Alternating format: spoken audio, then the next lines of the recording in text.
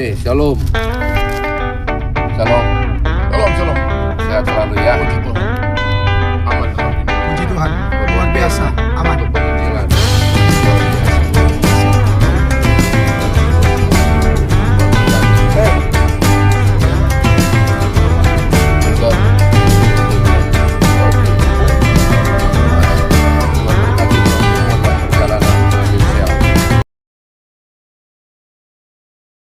Oke. Kalau sudah tiba di halo.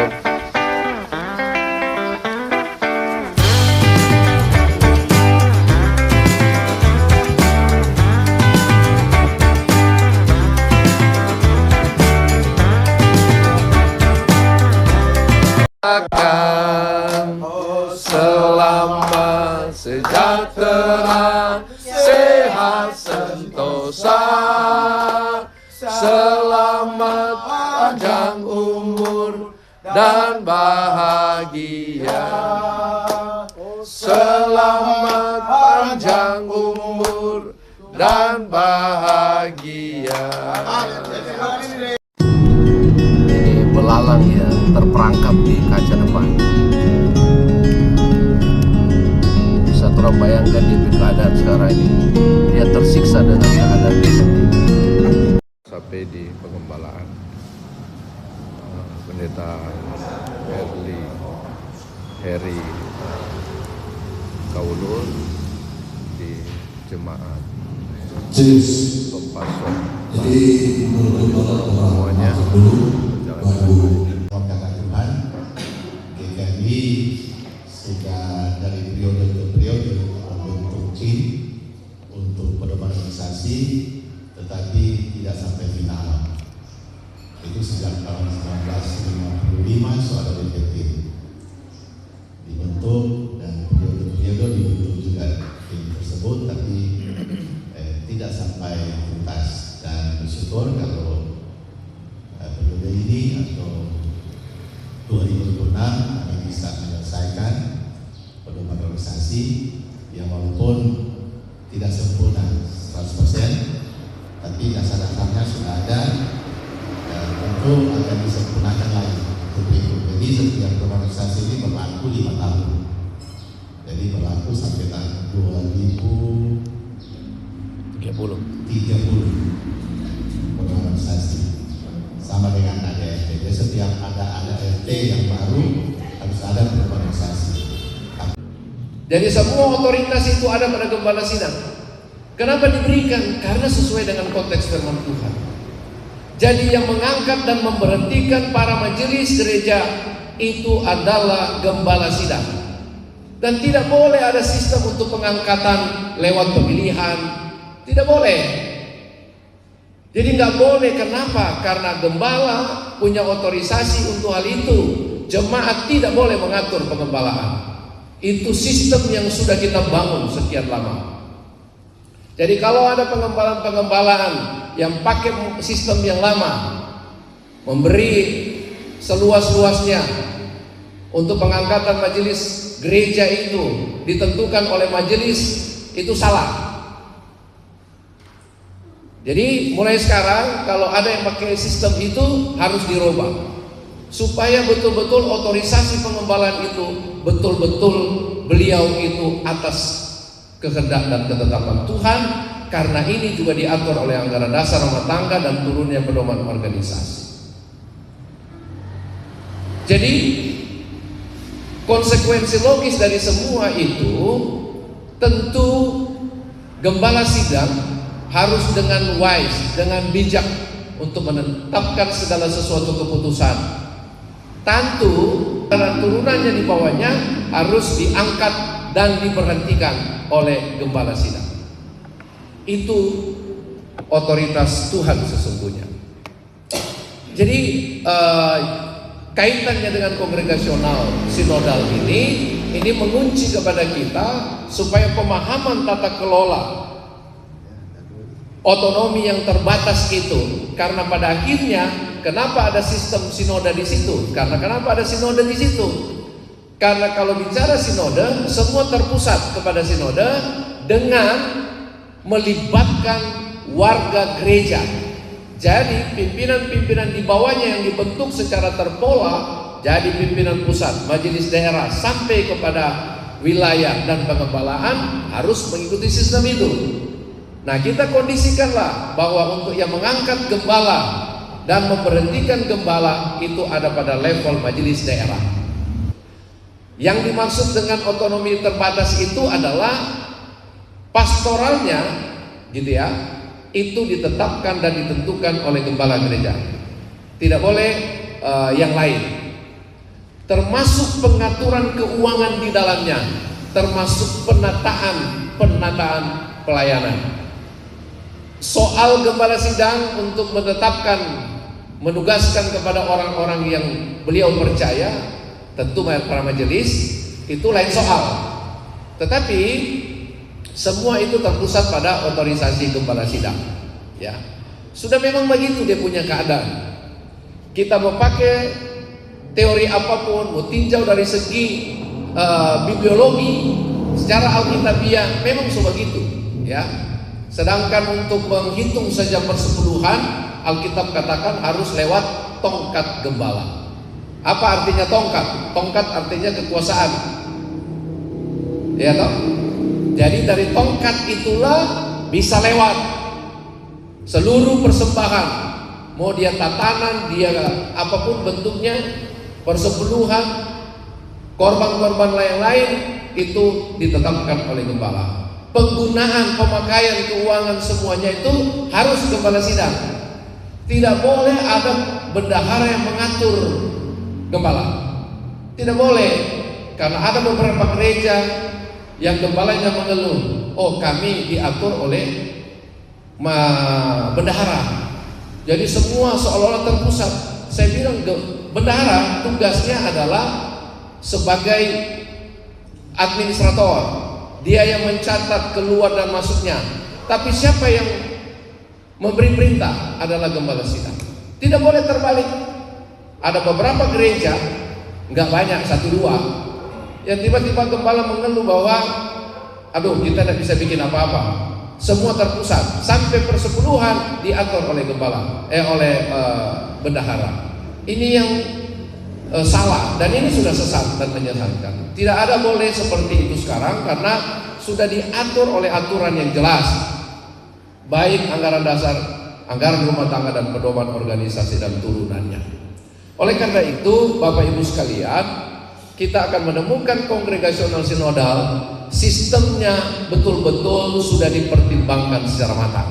Ya, ini sudah diplenokan, sudah menjadi anggaran dasar rumah tangga yang tidak boleh. Ini hanya saya mau menyampaikan bahwa sistemnya kita ini sekarang seperti ini. Kalau mungkin dulu ya silakan, gembala sidang memberikan kesempatan. Kadang-kala ada gembala yang dia mau bersikap egaliter, memberi kesempatan kepada ini untuk menentukan, atau oke, majelis diberikan kesempatan untuk memilih misalnya. Tanpa kita sadari, kita sudah menyalahi aturan. Ya, tidak boleh, karena memang gembala sidang punya otoritas untuk mengangkat dan memberhentikan para majelis gereja. Itu intinya. Yang kedua, saya mau berbicara tentang konsep pengakuan iman. Nah, ini pengakuan iman sekaligus kita sudah catat di dalam anggaran dasar rumah tangga, kita sudah tetapkan, tetapi masih kontroversi saat ini. Begini, pengakuan iman Gereja Kristen Indonesia, narasinya begini: Allah itu adalah esa, ya, yang menyatakan diri sebagai Bapa, Anak, dan Roh Kudus, gitu ya. Itu pengakuan Gereja Kristen Indonesia. Kalau ada yang mengatakan begini, oh berarti Gereja Kristen Indonesia menganut paham Sabilian atau Sabilianisme atau modalisme, gitu ya. Saya mau katakan tidak seperti itu. Jadi tapi intinya adalah bahwa kita tidak menganut pola itu, ya. kita masih memahami tentang konteks Trinitas itu sendiri. Tetapi konsep Trinitas Gereja Kristen Indonesia itu tidak kaku. Itu soal perempuan. GKI tetap mengakui pelayanan pengembangan dari seorang perempuan, itu tetap, ya. Jadi tidak ada GKI menolak pengembangan atau pelayanan daripada seorang perempuan. Tapi di situ ada satu narasi yang ada di dalam pedoman. Saya yakin saudara pasti yang sudah terima baca. Usahakan laki-laki. Ini STT Maranatha Manado ini bisa berjalan dengan baik. Tapi ya kita tahu bersama bahwa STT Maranatha ini kan di bawah yayasan. Jadi dan kita tahu sekarang bahwa yayasan tersebut ya dalam direkturnya Pak Pendeta pimpinan dan pembina Pak Pendeta Rengo. Jadi sementara dengan penyesuaian kita mau buat yang terbaik untuk organisasi supaya ini bisa berjalan dengan baik. Dan untuk malahan dengan catatan tidak diberhentikan dengan hormat oleh karena masalah ya itu kan berlakulah 1 juta itu membiayai seluruh kegiatan organisasi, administrasi dan perizinan menyangkut pendeta emeritus dan emerita ini. Tentunya ada catatan yang akan nanti pasti dari pengurus pusat bagi yang berhak menerima. Karena kan mohon tumpangan doa dari Bapak Ibu Saudara sekalian agar supaya ini pekerjaan yang tidak mudah. Tapi kalau kita sepakat, kita berdoa, saya yakin hikmat Tuhan akan berikan hikmat dan semua akan berjalan dengan baik. Untuk itu pada kesempatan ini atas nama pengurus pusat menyampaikan terima kasih. Anggaran dasar karena ada yang sempat saya baca dan saya pun paham masalahnya hak anggota jemaat.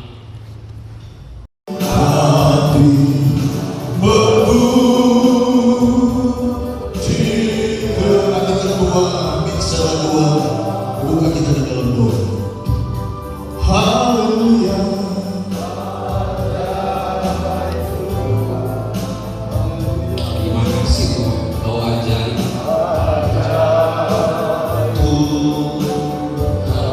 Kami memuji kebesaran-Mu. Pengurus pusat mereka boleh hadir untuk kami melayani Sela 1 dan Sela 2 dalam rangka mensosialisasi anggaran dasar dan anggaran rumah tangga dan juga pengajaran doktrin dan dogma yang sudah disampaikan oleh pengurus pusat.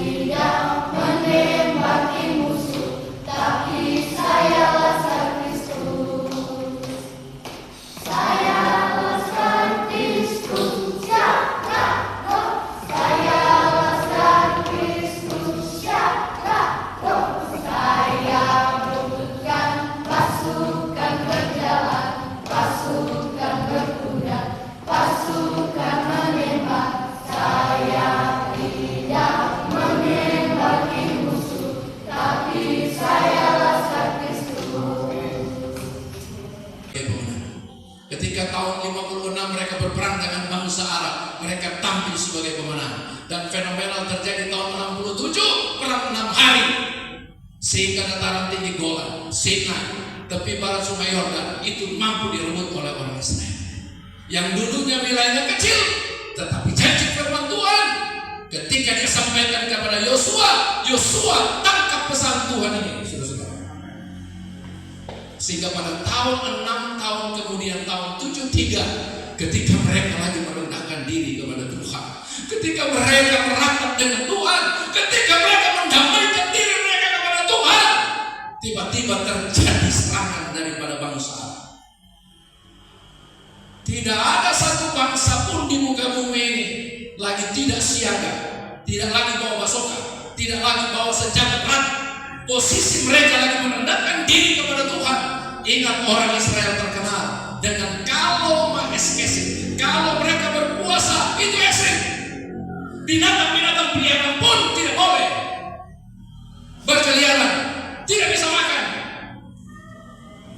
Kenapa orang Israel bisa diberkati Tuhan sampai detik ini?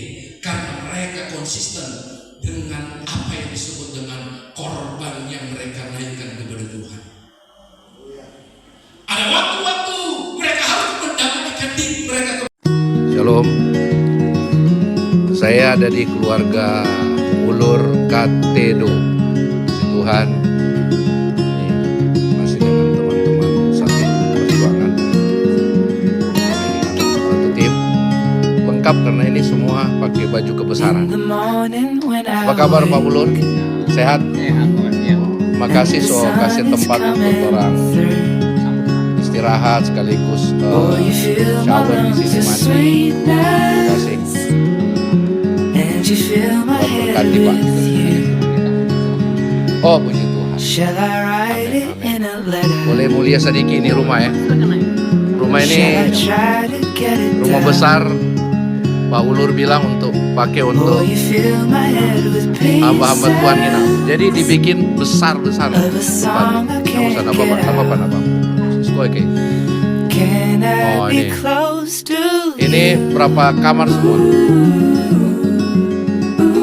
Ini peluang kasih besar lagi. Luar biasa. Ini ibu orang Pamona juga. Pamona asli malah, ya. Pendolo. Oh Pendolo. Itu hari kami ikut Pendolo waktu ke Tindoli sebelum. Nah ini anak keberapa ini? Siapa namanya? Kelly. Moga-moga orang-orang khusus. Ini ibu kekasih tuan rumah. Gimana? Terima kasih semua sudah tempat ini yang luar biasa. Tompaso baru.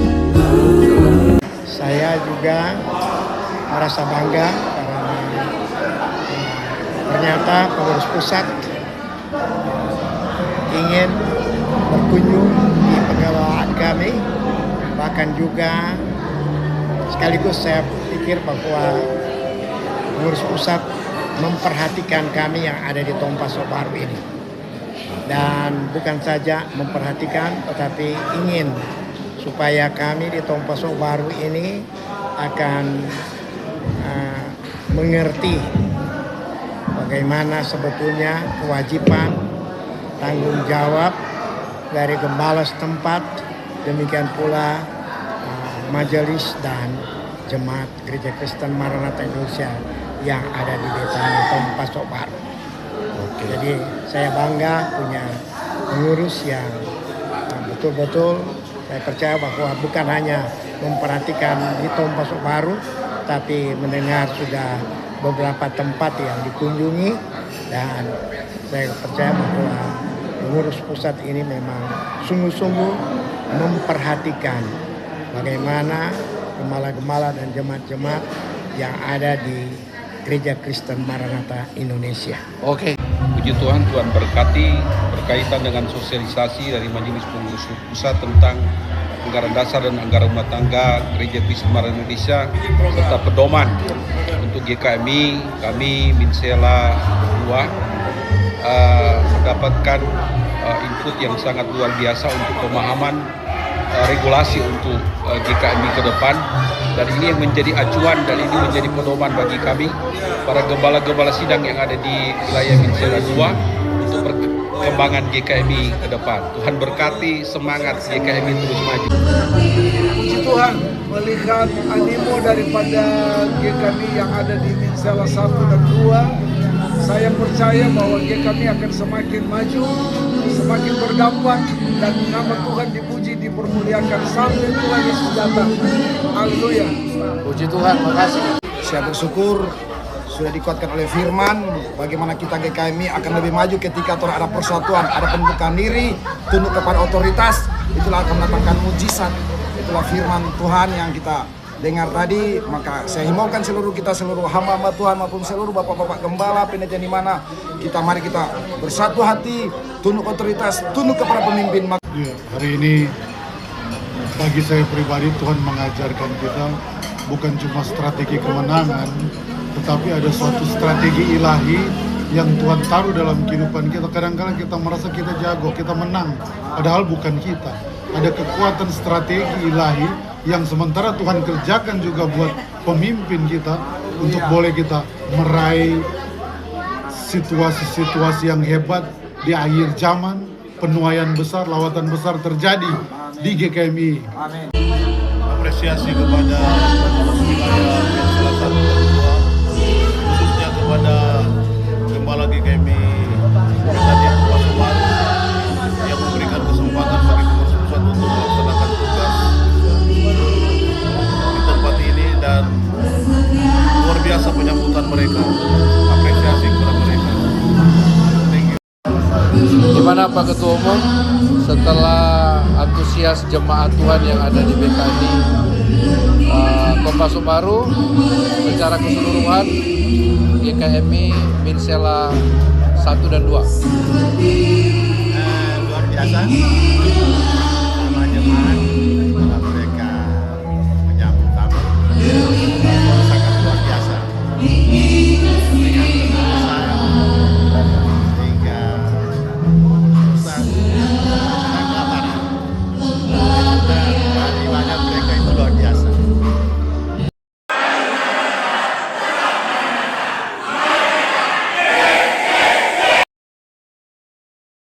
Saya bersama dengan Pendeta James Luminta. Gimana Pak, dua kata?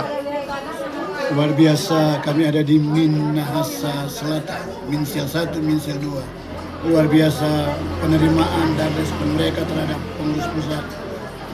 Dan intinya GKMI tetap maju dan sukses. Amin, makasih.